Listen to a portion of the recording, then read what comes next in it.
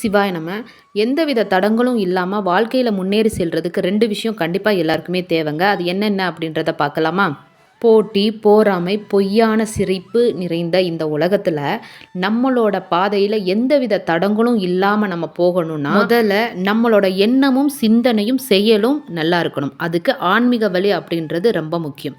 அடுத்து நம்ம கற்ற கல்வி, கற்றவங்களுக்கு கல்வி, கல்லாதவங்களுக்கு அனுபவ கல்வி. இந்த 2ம் ரொம்பவுமே முக்கியங்க மனிதர்களுக்கு. இதுதான் உன்னோட வழி அப்படின்னு சொல்லிட்டு 1000 பேர் நம்மளுக்கு வாய்ப்புகளை ஏற்படுத்தி கொடுத்தாலும் அந்த வாய்ப்பை வெற்றியாக மாற்றக்கூடியது நம்ம தான், நம்மளோட உழைப்பு தான், நம்மளோட விடாமுயற்சி தான் அப்படின்றத நீங்கள் உணர்ந்துக்கணும். பெரிய லெவலில் யோசிங்க, ஆனால் சின்னதாக ஆரம்பிங்க.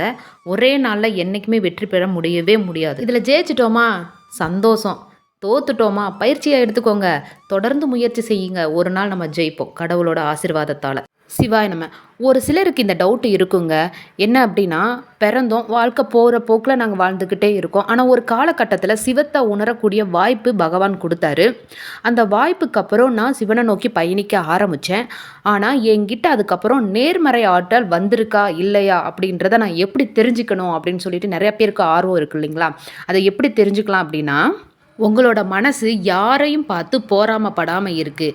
ஒருத்தவங்களோட கஷ்டத்தை பார்த்து அந்த கஷ்டத்துக்காக உங்கள் மனசு வருந்துது, அவங்களோட கஷ்டத்திலிருந்து அவங்க விடுபடணும் அப்படின்னு நினச்சி அவங்களுக்காக உங்கள் மனசு இறைவனுக்கிட்ட வேண்டுது அப்படின்னாவே நீங்கள் சரியான பாதையில் நேர்மறை எண்ணத்தோடு சிந்திக்க தொடங்கிட்டீங்க அப்படின்னு தாங்க அர்த்தம். அது மட்டும் இல்லை, சிவபெருமானோட முழு அனுகிரகமும் உங்களுக்கு இருக்குது அப்படின்னு தாங்க அர்த்தம். இந்த பிறவியில் நீங்கள் செய்த புண்ணியமோ இந்த மனித பிறவியில் இந்த மாதிரி வாய்ப்பு உங்களுக்கு கிடச்சிருக்கு. இதை தவற விட்டுடவே விட்டுறாதீங்க. இந்த உலகத்தில் இருக்கிற ஒவ்வொரு விஷயமும் மாயை தான். மாயை அப்படின்ற உலகத்தில் தான் நம்ம சிக்கிக்கிட்டு இருக்கோம்.